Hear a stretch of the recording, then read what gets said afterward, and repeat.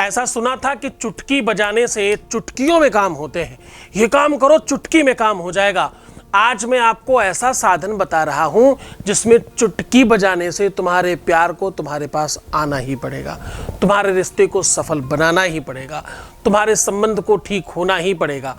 दोनों उंगलियों पर ये नंबर लिख करके चुटकी बजाइए, अंगूठे पे और दूसरी उंगली पर ये नंबर लिख करके चुटकी बजाना है। चुटकी बजाने से आपके प्यार को जितनी आवाज होगी इसमें, उतनी ही बुलंद आवाज होगी उधर से भी। फोन करना ही पड़ेगा, बात करनी ही पड़ेगी।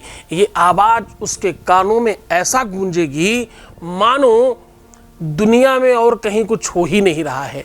ये आवाज उसे अपनी तरफ खींच कर लाएगी।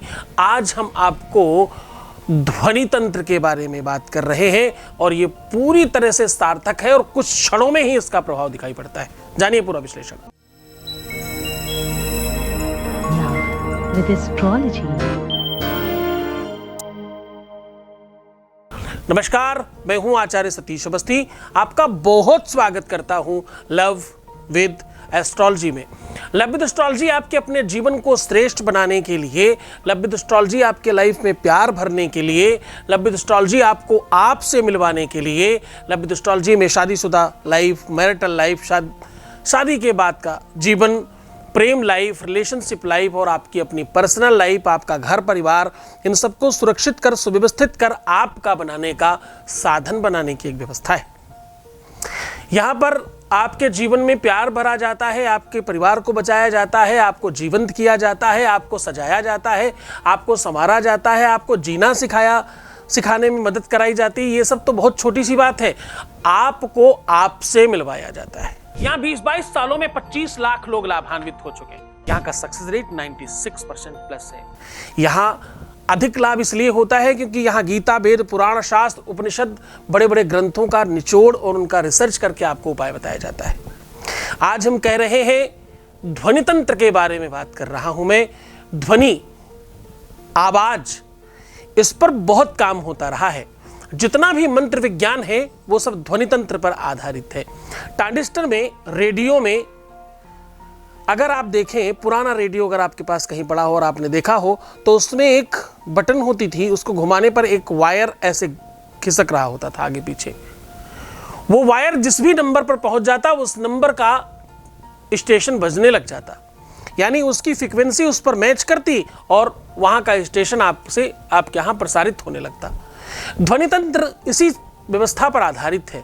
जैसे सामवेद बोलने का एक अलग ध्वनि है, यजुर्वेद बोलने की, अथर्ववेद बोलने की, हर एक वेद में अलग अलग धुन और अलग अलग तरीके से बोला जाता है।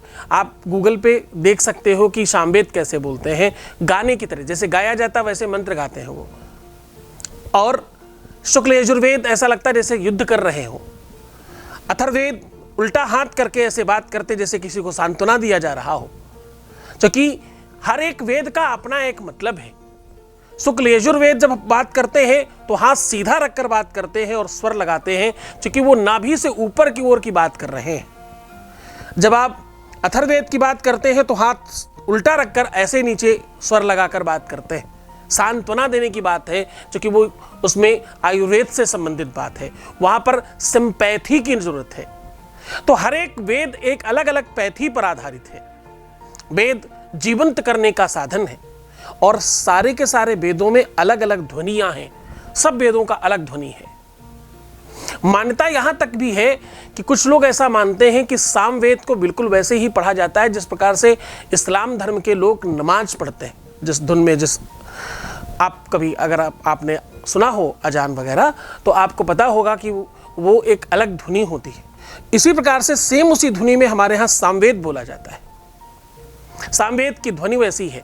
ध्वनि तंत्र अपने आप में बहुत काम करता है। कोई कोई ध्वनियाँ, कोई कोई आवाज आपको बहुत लुभावनी होती है, बहुत खींचती है अपनी तरफ, और कुछ कुछ ऐसी ध्वनियाँ हैं जो आपको बहुत इरिटेट करती हैं। कुछ ध्वनियाँ ऐसी हैं जो आपको बहुत दुखी कर देती हैं और कुछ ध्वनि ऐसी है जो आपको बहुत प्रसन्न कर देती हैं। ध्वनि का आपके अपने जीवन पर बहुत प्रभाव है। किस प्रकार से क्या बोला जा रहा है, वो आवाज आपके कानों में किस आधार पर पहुंच रही है, और बैकग्राउंड साउंड की बात कर रहा हूं मैं। आज मैं ध्वनि की बात कर रहा हूं। आज मैं उस एक ऐसे अनजाने शक्ति की बात कर रहा हूं जो एक तरफ से दूसरी तरफ जाती है बिना किसी आकार के। अगर एक दूसरे से दो लोग बात कर रहे हो तो बिना वायर के ये सामने वाले को पता चल जाता है कि कोई कुछ बोल रहा है, पर अगर उसकी थोड़ी दूरी ज़्यादा हो तो सिर्फ मुंह चलता दिखाई पड़ता, उसको वो वहाँ नहीं सुनाई पड़ रही होती। आप मेरी बात समझने का प्रयत्न करिए। कहने का सीधा संबंध है कि आपको लगता है कि आप आपके मुंह को चलाकर ध्वनि निकाल रहे हैं, जबकि यह सच नहीं है।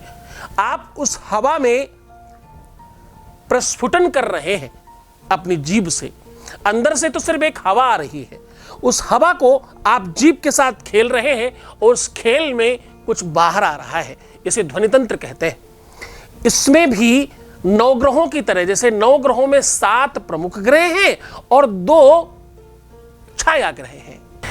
आज उसी तंत्र को हम आपके प्रेम के लिए, आपके स्नेह के लिए, आपके रिश्ते के लिए, आपके संबंध के लिए, आपके रिलेशनशिप के लिए, आपकी पारिवारिक लाइफ के लिए, आपकी मैरिटल लाइफ के लिए, आपकी शादीशुदा जीवन के लिए, आपकी अपनी निजी लाइफ के लिए प्रयोग कराने के संदर्भ में वार्तालाप कर रहा हूं। सीधा तुम्हें उपाय की ओर लेकर के चलते हैं। आज फिर आपको याद दिला रहा हूं ध्वनि तंत्र के आधार पर। आज मैं कह रहा हूं कि चुटकी बजाने से तुम्हारा वैवाहिक जीवन ठीक हो सकता है। आज मैं कह रहा हूं कि चुटकी बजाने से तुम्हारे प्यार में गर्माहट बढ़ेगी और उसे बात करनी ही पड़ेगी। आज मैं कह रहा हूं कि चुटकी बजाने से, चुटकी बजाने से तुम्हारे प्यार को तुम्हारे चरणों में आना ही पड़ेगा। चुटकी बजाने से तुम्हारा संबंध मधुर हो जाएगा। चुटकी बजाने से तुम्हारा पति, तुम्हारा पत्नी, तुम्हारा रिलेशनशिप, तुम्हारा परिवार बच जाएगा। चुटकी बजाने से तलाक रुक सकते हैं। चुटकी बजाने से मनचाहा विवाह हो सकता है। चुटकी बजाने से आप उसको पा सकते हो जिसे आप पाना चाहते हो। तो जान लीजिए उपाय। उसके पहले आपके बीच से एक अनुभव ले लेते हैं। Voice message please. गुरुजी, मैं तो पता है पूरा होफ हो चुकी थी। मुझे पता ही नहीं था कि ये सही भी हो पाएंगे या नहीं हो पाएंगे, पर जब से मैंने आपका अनुष्ठान कराया है तो बहुत जल्द ही इनको मतलब फ़ायदा हो गया और वो ठीक भी हो गए। मैं तो, अगर आप नहीं होते ना मैं गुरुजी, मैं अभी तक जिंदा नहीं होती गुरुजी। जब भी मैं सोचती, मेरे को लगता कि मुझे मरना है, तो मैं आपका यूट्यूब पे वीडियो देखती और मैं ना, मुझे फिर से मोटिवेशन मिलता कि नहीं, जैसे आप बोलते थे कि आपके सच्चे प्यार के साथ हम खड़े हैं, हमारी 4000 लोगों की टीम खड़ी है, और ऐसी कौन सी ताकत है, कौन सी शक्ति है जो आपको आपके सच्चे प्यार से दूर रख सकती है। इन सब बातों से मुझे फिर से एक नई ऊर्जा आती है और मैं फिर से जीना शुरू कर देती। गुरुजी, आपका बहुत बहुत धन्यवाद गुरुजी कि आज मैं आपका धन्यवाद कह पा रही हूँ। बहुत बहुत धन्यवाद गुरुजी। बहुत बहुत धन्यवाद, बहुत साधुवाद, बहुत आशीर्वाद। परमात्मा शिव आपको प्रसन्न करे, आनंदित करे, सुव्यवस्थित करे और आपकी हर इच्छाओं की पूर्ति करे। जो तुम चाहते हो वो तुम्हें मिल जाए। बहुत धन्यवाद। मैं कह रहा हूं कि आज चुटकी बजाने से आपके सारे के सारे काम हो सकते हैं। आपको करना क्या है, बहुत सामान्य सा काम।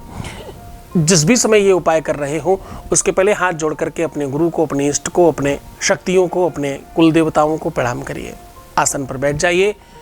अगर आप पुरुष हैं तो बाएं हाथ से, अगर आप स्त्री हैं तो दाहिने हाथ से चुटकी बजाइएगा। अब करना ये है कि चुटकी बजाने के लिए आपको मिडिल फिंगर, मतलब ये मिडिल फिंगर, ये वाली मिड फिंगर और अंगूठा, ये 2 उंगलियों का प्रयोग करना है।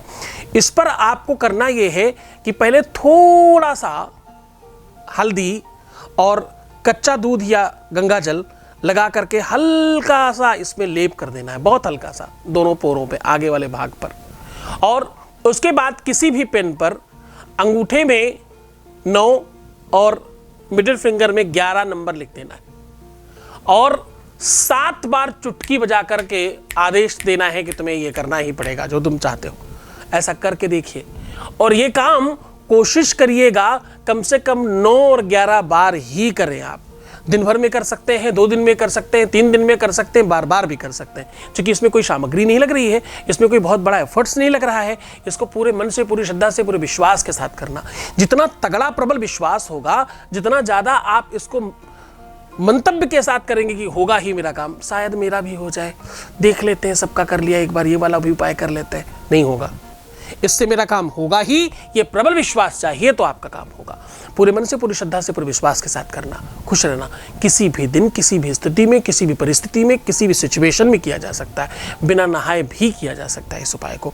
किसी भी धर्म के, किसी भी संप्रदाय के व्यक्ति के द्वारा भी किया जा सकता है इस उपाय को। किसी भी व्यक्ति के लिए आप ये उपाय कर सकते हैं।